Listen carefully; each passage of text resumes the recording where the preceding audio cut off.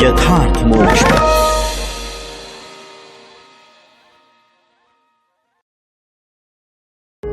यथार्थ मोक्ष प्रस्तुत कर रहा है अतुल्य संपूर्ण महाभारत। श्री महाभारतम अर्घाभिहरण पर्व 38वां अध्याय। युधिष्ठिर का शिशुपाल को समझाना और भीष्म जी का उसके आक्षेपों का उत्तर देना। पांडुनंदन, यह मैंने तुम्हें संक्षेप से नृसिंह अवतार की कथा सुनाई है। अब तुम परमात्मा श्री हरि के वामन अवतार का वृत्तांत सुनो। राजन, प्राचीन त्रेता युग की बात है। विरोचन कुमार बलि दैत्यों के राजा थे। बल में उनके समान दूसरा कोई नहीं था। बलि अत्यंत बलवान होने के साथ ही महान वीर भी थे। महाराज, दैत्य समूह से घिरे हुए बलि ने बड़े वेग से इंद्र पर आक्रमण किया और उन्हें जीतकर इंद्रलोक पर अधिकार प्राप्त कर लिया।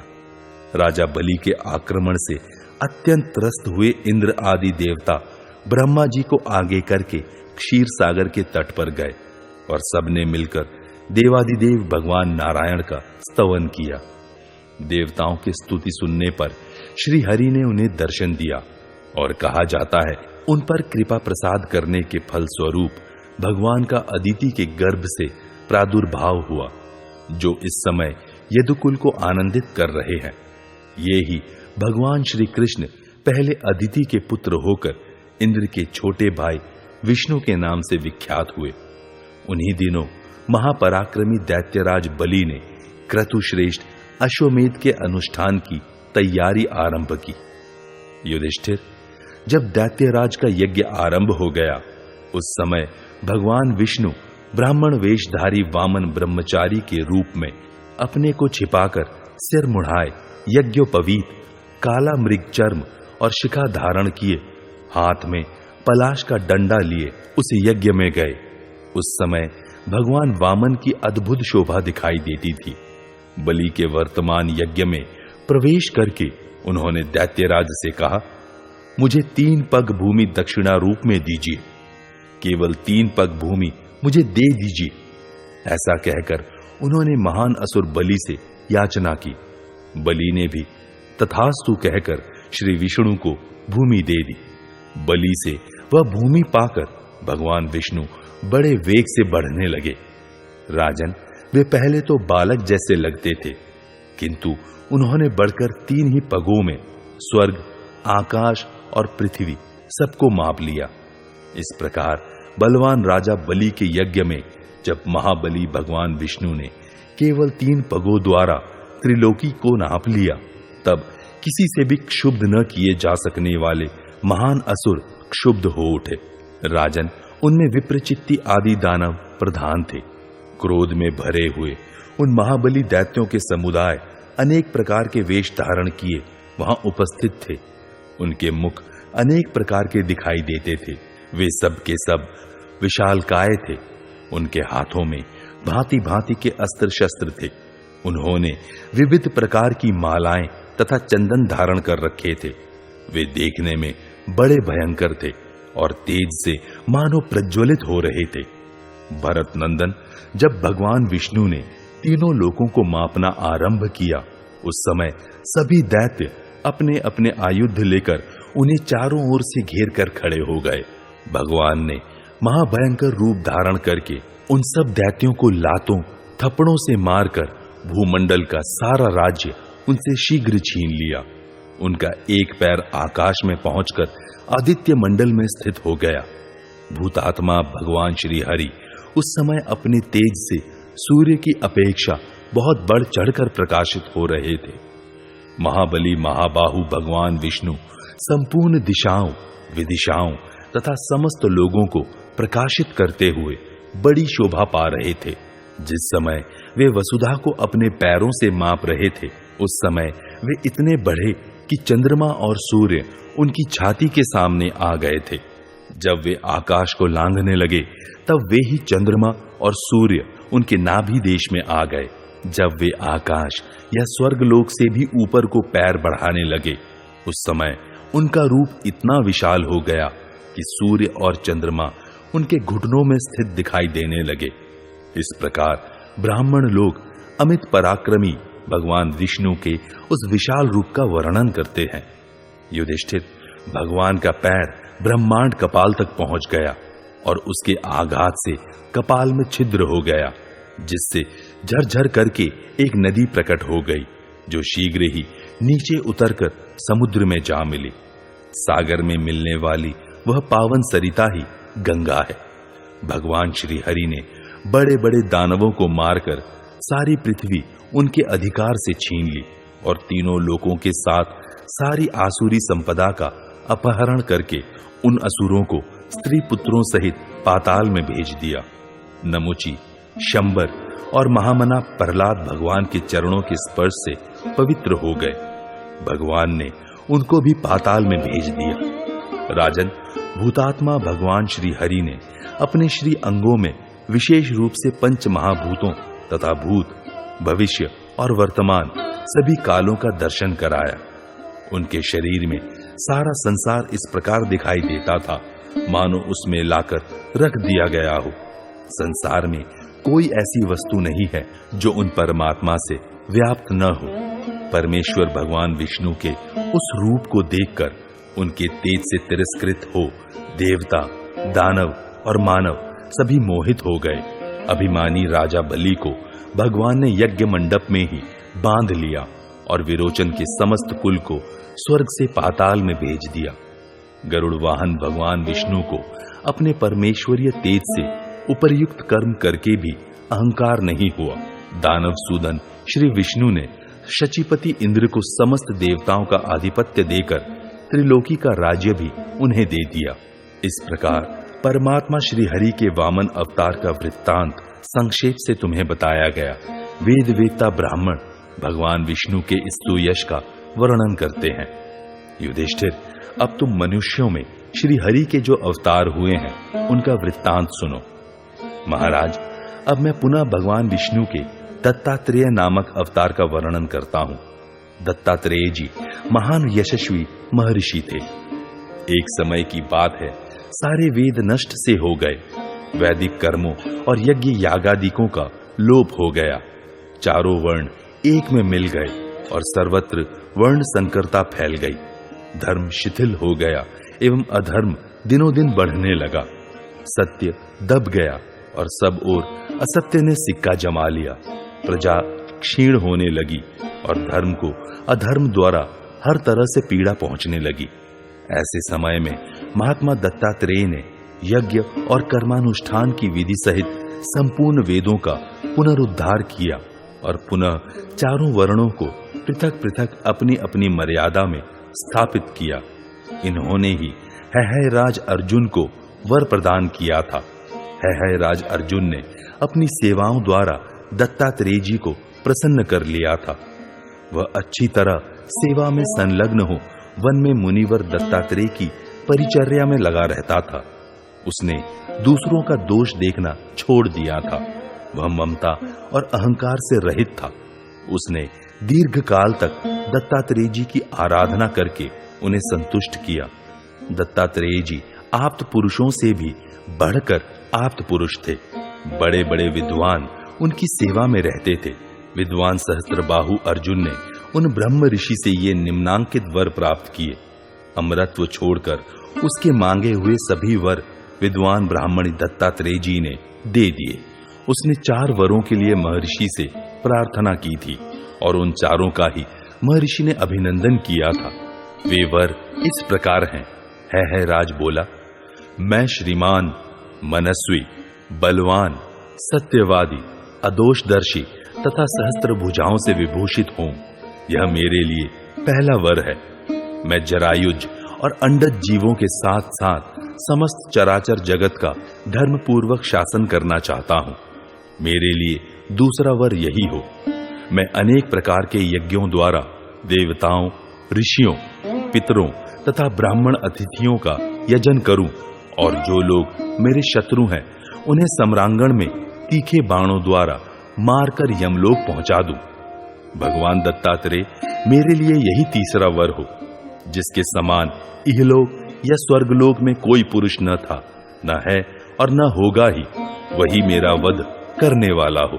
यह मेरे लिए चौथा वर हो।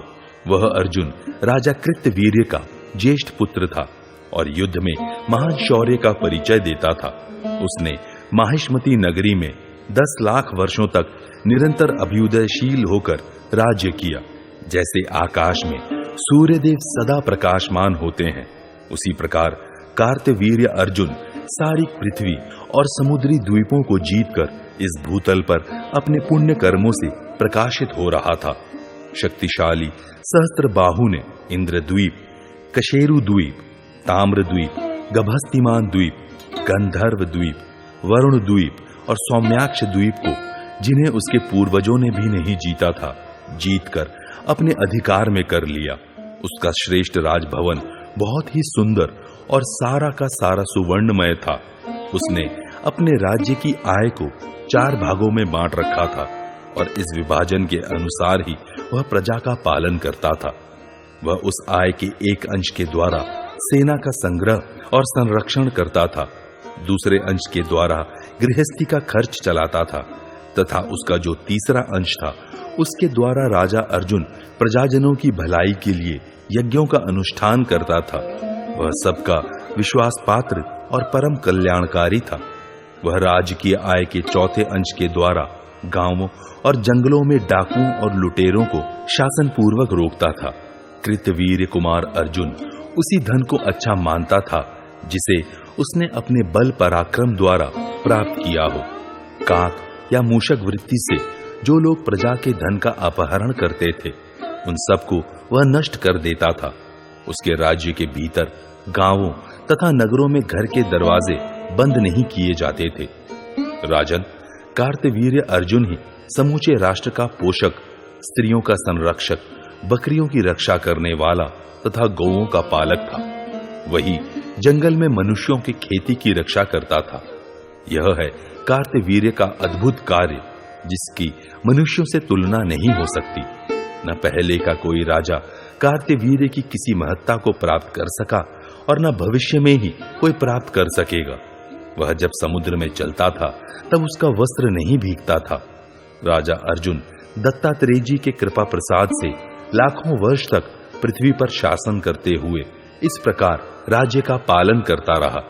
इस प्रकार उसने लोकहित के लिए बहुत से कार्य किए। भरत श्रेष्ठ, यह मैंने भगवान विष्णु के दत्तात्रेय नामक अवतार का वर्णन किया। अब पुनः उन महात्मा के अन्य अवतार का वर्णन सुनो। भगवान का वह अवतार जामदग्नि के नाम से विख्यात है। उन्होंने किस लिए और कब भृगु काल में अवतार ग्रहण किया, वह प्रसंग बतलाता हूं, सुनो। महाराज युधिष्ठिर, महर्षि जमदग्नि के पुत्र परशुराम बड़े पराक्रमी हुए हैं। बलवानों में श्रेष्ठ परशुराम जी ने ही है वंश का संहार किया था। महापराक्रमी कार्तवीर्य अर्जुन बल में अपना सानी नहीं रखता था, किंतु अपने अनुचित बर्ताव के कारण जमदग्नि नंदन परशुराम के द्वारा मारा गया। शत्रुसूदन है राज कार्तवीर्य अर्जुन रथ पर बैठा था, परंतु युद्ध में परशुराम जी ने उसे नीचे गिराकर मार डाला। ये भगवान गोविंद ही पराक्रमी परशुराम रूप से भृगु वंश में अवतीर्ण हुए। ये ही जंभासुर का मस्तक विदीर्ण करने वाले तथा शतदुंदुभि के घातक हैं। इन्होंने सहस्त्रों पर विजय पाने वाले सहस्त्रबाहु अर्जुन का युद्ध में संहार करने के लिए ही अवतार लिया था। महायशस्वी परशुराम ने केवल धनुष की सहायता से सरस्वती नदी के तट पर एकत्रित हुए 6,40,000 क्षत्रियों पर विजय पाई थी। वे सभी क्षत्रिय ब्राह्मणों से द्वेष करने वाले थे। उनका वध करते समय नरश्रेष्ठ परशुराम ने और भी 14,000 शूरवीरों का अंत कर डाला।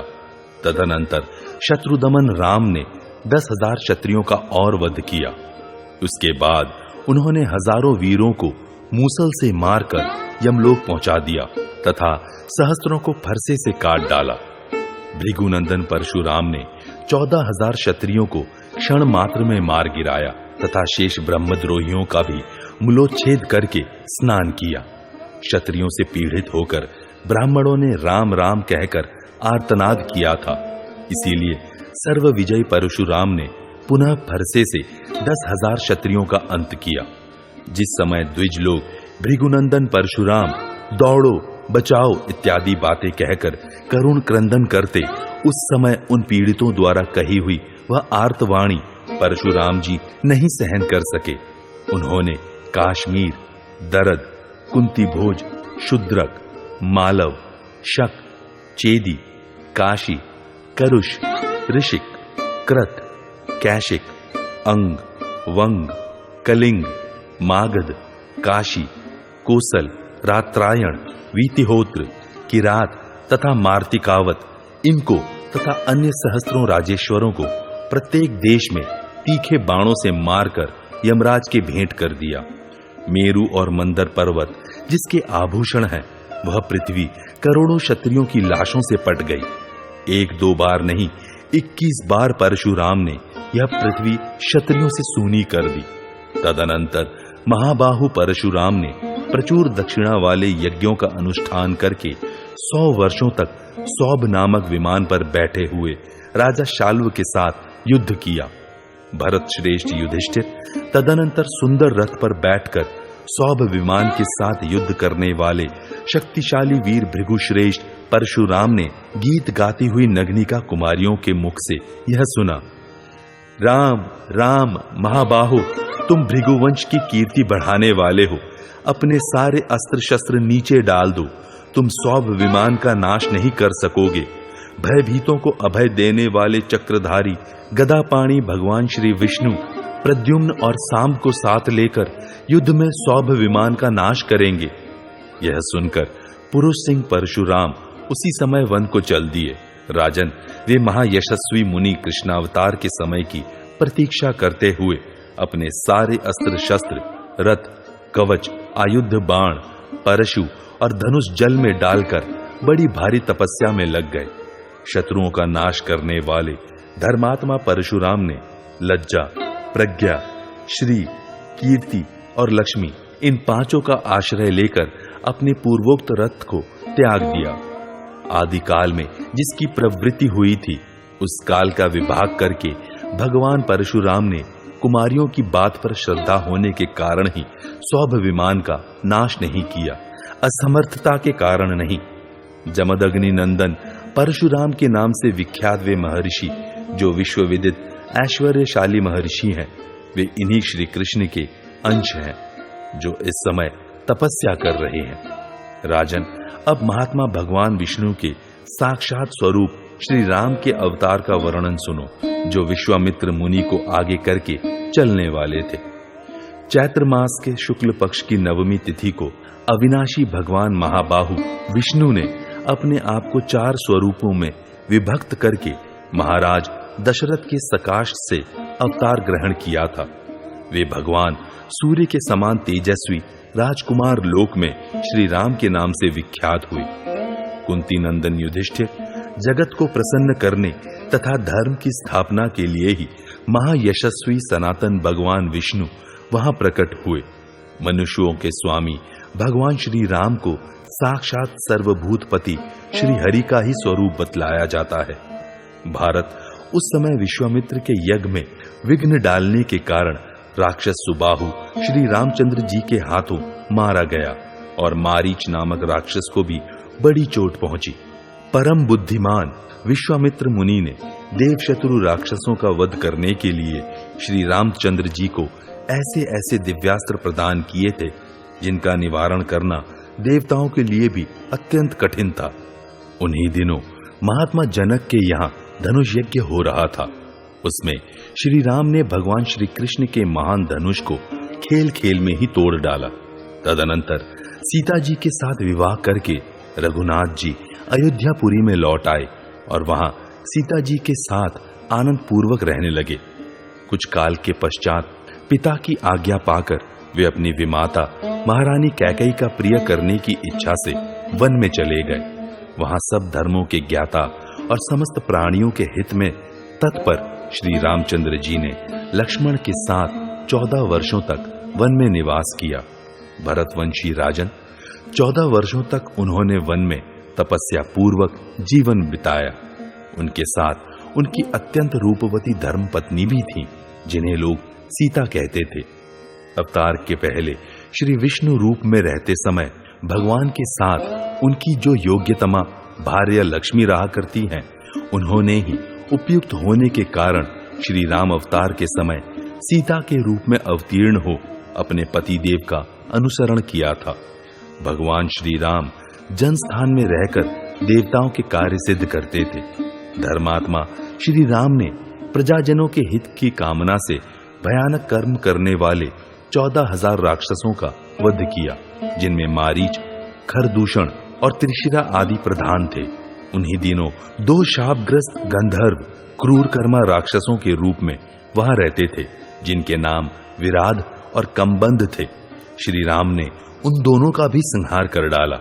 उन्होंने रावण की बहन शूर्पनखा की नाक भी लक्ष्मण के द्वारा कटवा दी। इसी के कारण उन्हें पत्नी का वियोग देखना पड़ा।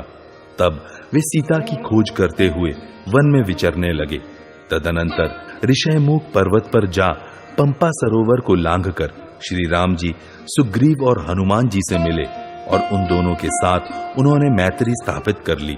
तत्पश्चात श्री रामचंद्र जी ने सुग्रीव के साथ किष्किंधा में जाकर महाबली वानर राज बाली को युद्ध में मारा और सुग्रीव को वानरों के राजा के पद पर अभिषिक्त कर दिया। राजन, तदनंतर पराक्रमी श्री राम सीता जी के लिए उत्सुक हो बड़ी उतावली के साथ उनकी खोज कराने लगे। वायुपुत्र हनुमान जी ने पता लगाकर यह बतलाया कि सीता जी लंका में है। तब समुद्र पर पुल बांधकर वानरों सहित श्री राम ने सीता जी के स्थान का पता लगाते हुए लंका में प्रवेश किया। वहां देवता, नागगण, यक्ष, राक्षस तथा पक्षियों के लिए अवध्य और युद्ध में दुर्जय राक्षस राज रावण करोड़ों राक्षसों के साथ रहता था। वह देखने में खान से खोदकर निकाले हुए कोयले के ढेर के समान जान पड़ता था। देवताओं के लिए उसकी ओर आंख उठाकर देखना भी कठिन था। ब्रह्मा जी से वरदान मिलने से उसका घमंड बहुत बढ़ गया था। श्री राम ने त्रिलोकी के लिए कंटक रूपक महाबली विशालकाय वीर रावण को उसके मंत्रियों और वंशजों सहित युद्ध में मार डाला। इस प्रकार संपूर्ण भूतों के स्वामी श्री रघुनाथ जी ने प्राचीन काल में रावण को सेवकों सहित मारकर लंका के राज्य पर राक्षसपति महात्मा विभीषण का अभिषेक करके उन्हें वहीं अमरत्व प्रदान किया। पांडुनंदन, तत्पश्चात श्री राम ने पुष्पक विमान पर आरूढ़ हो सीता को साथ ले दलबल सहित अपनी राजधानी में जाकर धर्मपूर्वक राज्य का पालन किया। राजन, उन्हीं दिनों मथुरा में मधु का पुत्र लवण नामक दानव राज्य करता था, जिसे रामचंद्र जी की आज्ञा से शत्रुघ्न ने मार डाला। इस प्रकार धर्मात्माओं में श्रेष्ठ श्री रामचंद्र जी ने लोकहित के लिए बहुत से कार्य करके विधि पूर्वक राज्य का पालन किया। उन्होंने 10 अश्वमेध यज्ञों का अनुष्ठान किया और सरयू तट के जारूदी प्रदेश को विघ्न बाधाओं से रहित कर दिया। श्री रामचंद्र जी के शासन काल में कभी कोई अमंगल की बात नहीं सुनी गई। उस समय प्राणियों की अकाल मृत्यु नहीं होती थी और किसी को भी धन की रक्षा आदि के निमित्त भय नहीं प्राप्त होता था। संसार के जीवों को जल और अग्नि आदि से भी भय नहीं होता था। विधवाओं का करुण क्रंदन नहीं सुना जाता था तथा स्त्रियां अनाथ नहीं होती थी। श्री रामचंद्र जी के राज्य शासन काल में संपूर्ण जगत संतुष्ट था। किसी भी वर्ण के लोग वर्ण संकर संतान नहीं उत्पन्न करते थे। कोई भी मनुष्य ऐसी जमीन के लिए नहीं कर देता था जो जोतने बोने के काम न आती हो। बूढ़े लोग बालकों का अंत्येष्टि संस्कार नहीं करते थे। वैश्य लोग क्षत्रियों की परिचर्या करते थे और क्षत्रिय लोग भी वैश्यों को कष्ट नहीं होने देते थे। पुरुष अपनी पत्नियों की अवहेलना नहीं करते थे और पत्नियां भी पतियों की अवहेलना नहीं करती थीं। श्री रामचंद्र जी के राज्य शासन करते समय लोक में खेती की उपज कम नहीं होती थी। लोग सहस्त्र पुत्रों से युक्त होकर सहस्त्रों वर्षों तक जीवित रहते थे। श्री राम के राज्य शासन काल में सब प्राणी निरोग थे। श्री रामचंद्र जी के राज्य में इस पृथ्वी पर ऋषि, देवता और मनुष्य साथ साथ रहते थे। राजन, भूमिपाल श्री रघुनाथ जी जिन दिनों सारी पृथ्वी का शासन करते थे, उस समय उनके राज्य में सब लोग पूर्णतः तृप्ति का अनुभव करते थे। धर्मात्मा राजा राम के राज्य में पृथ्वी पर सब लोग तपस्या में ही लगे रहते थे और सब के सब धर्मानुरागी थे। श्री राम के राज्य शासन काल में कोई भी मनुष्य अधर्म में प्रवृत्त नहीं होता था। सबके प्राण और अपान समवृत्ति में स्थित थे। जो पुराण वेत्ता विद्वान हैं, वे इस विषय में निम्नांकित गाथा गाया करते हैं।